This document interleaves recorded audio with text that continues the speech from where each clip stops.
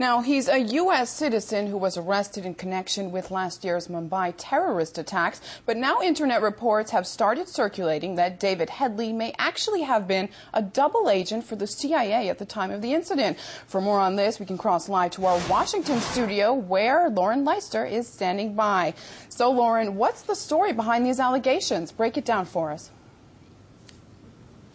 Well, evidently, some indication in the court documents in the criminal case against Headley is leading to this report. At least one Israeli website with ties to the Israeli intelligence community has gone into detail of this theory that Headley was a CIA double agent. Here to speak with us more about this theory is historian Webster Tarpley. Mr. Tarpley, we're hearing now reports that Headley was involved with the CIA. What evidence, where's this coming from, this evidence, and is it credible? Well, the main charge comes from the Indian Home Ministry. That is to say, this is the opinion of the Home Secretary, the Police Minister of India, Gopal Pillai, and his spokesman says that India is looking into whether Headley was a double agent working for the U.S. Now, let me point out, this is David Coleman Headley, born Daoud Gilani, a heroin pusher who went to work for the Drug Enforcement Administration of the United States. More than 10 years ago, he had been caught smuggling heroin. They let him off with a 2-year sentence, and after that, he'd been working very, very industriously for the DEA. Did he then go on to work for the CIA? And it looks like they did. Where? Who says that? Where does that evidence come from? Essentially from the Hindu, the Times of India, the London Times. Everybody seems to agree that he worked for the DEA.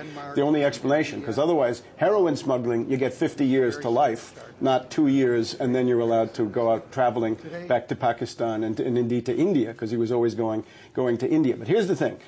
If this David Headley was working for the CIA all along, which I think is a very, very plausible conclusion, it means that the CIA is implicated in masterminding the Mumbai terror attacks of November 2008. It means the CIA is up to its neck in this thing. Well, what makes you believe that that could be a scenario? Well, that's what the Indian authorities are saying. See, Headley was arrested in the United States now in October. And he's accused of wanting to do a terror attack in Denmark against this Jyllands-Posten. The newspaper, you may recall, 2005, they published the deplorable, provocative Muhammad cartoons that caused a furor in the world. So he's supposedly planning an attack in Denmark. So the U.S. rounds him up, Headley, along with his friend Rana and another mysterious figure, Major Saeed of Pakistani military intelligence, also seems to be indicted in this affair. So that's the thing that calls attention to Headley. But now the Indians then go back and say, hey, wait a minute, this guy's been coming to India repeatedly.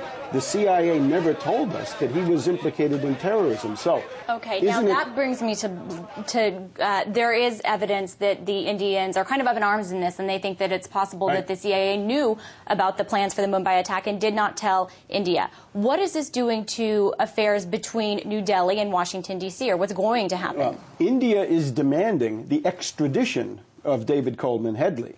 And I doubt he'll ever be extradited because the U.S. is going to keep him in the U.S. so that these secrets are never shared with India.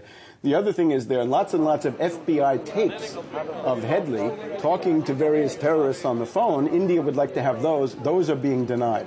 You've got to look at the timing.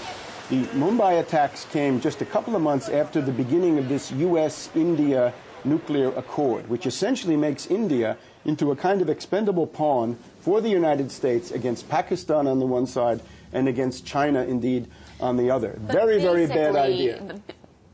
But basically, what does this do to relations between India and the U.S.? It gives India a chance to think again. Do you really want to make your career and your place in the world that of being a cat's paw for the U.S.